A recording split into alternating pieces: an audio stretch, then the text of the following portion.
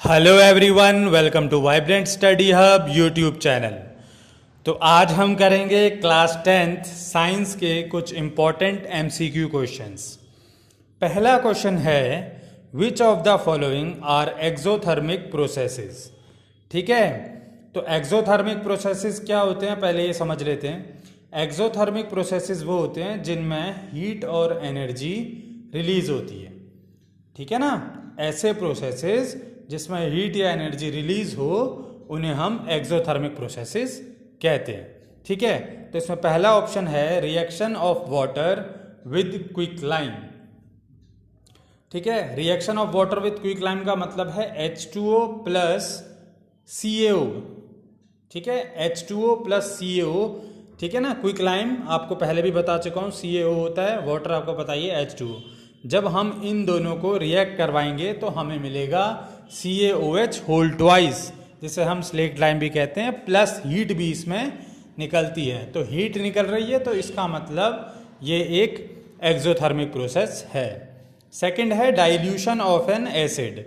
Dilution of N acid का मतलब क्या होता है, किसी भी एसिड में हम जब उसको डाइल्यूट करते हैं, ठीक है, किसी भी एसिड में हम वाटर मिला दें या कोई ऐसा सॉल्वेंट मिला दें जिससे कि उसकी स्ट्रेंथ थोड़ी कम हो जाए, ठीक है, तो उसे हम कहते हैं डाइल्यूशन।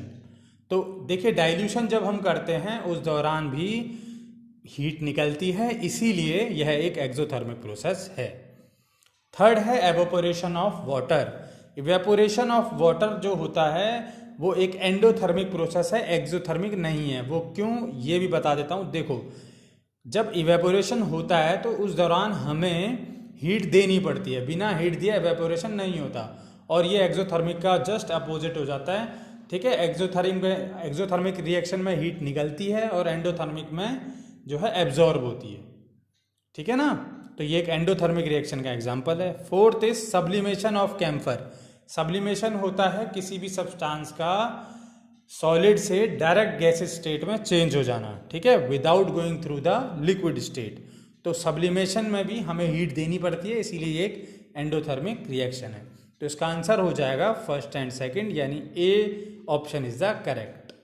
ठीक है, तो देख लीजिए, आगे बढ़ते हैं। नेक्स्ट क्वेश्चन है, electrolysis of water is a decomposition reaction. बिल्कुल सही बात है। The mole ratio of hydrogen and oxygen gases liberated during electrolysis of water is. ये कह रहा है कि इलेक्ट्रोलिसिस ऑफ वाटर एक डिकम्पोजिशन रिएक्शन है। बिल्कुल सही बात है। इसके अंदर वाटर जो है H2 और O2 गैस में ये डिकम्पोज होता है। बिल्कुल सही बात है। तो mole ratio of hydrogen and oxygen gases ये पूछ रहा है कि क्या होगा उसमें। देखिए, हमें पता है H2O जो है, H2O में अगर हम एटम्स का रेशो देखें तो 2 हाइड्रोजन एटम के साथ एक ऑक्सीजन मिल रहा है। ठीक है, तो जो रेशो वहाँ होगा वहाँ पर भी 2:1 है। तो यहाँ पर जब डिकम्पोजिशन होगा तो इसमें मोल रेशो उसका भी सेम होगा, बिल्कुल। ठीक है, हाइड्रोजन और ऑक्सीजन गैस का मोल रेशो 2:1 होगा। तो इसका मतलब B option is correct. Hope आपको समझ में आ रहा हो।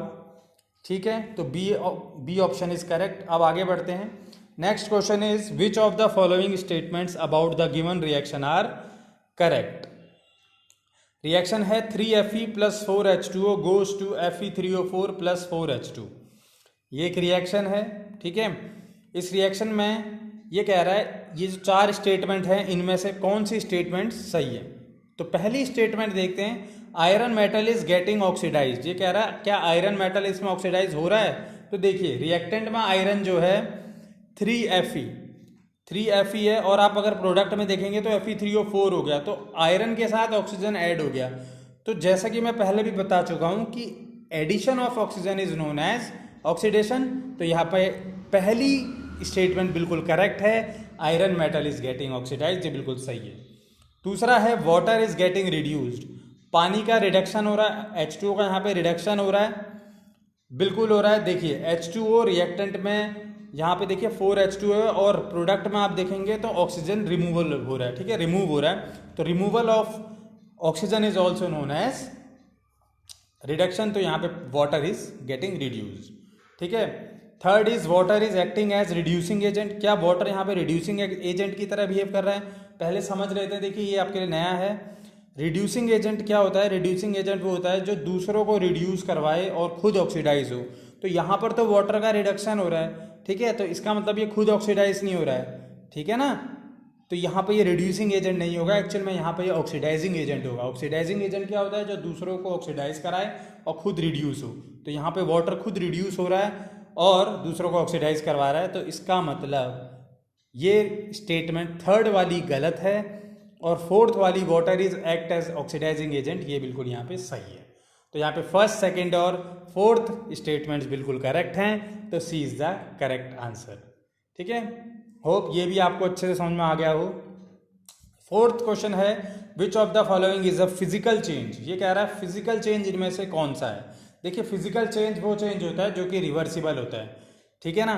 तो formation of curd from milk, क्या formation of curd from milk एक रिवर्सिबल प्रोसेस है? क्या आप मिल्क को कर्ड यानी दूध से दही बना के दोबारा दूध बना सकते हैं?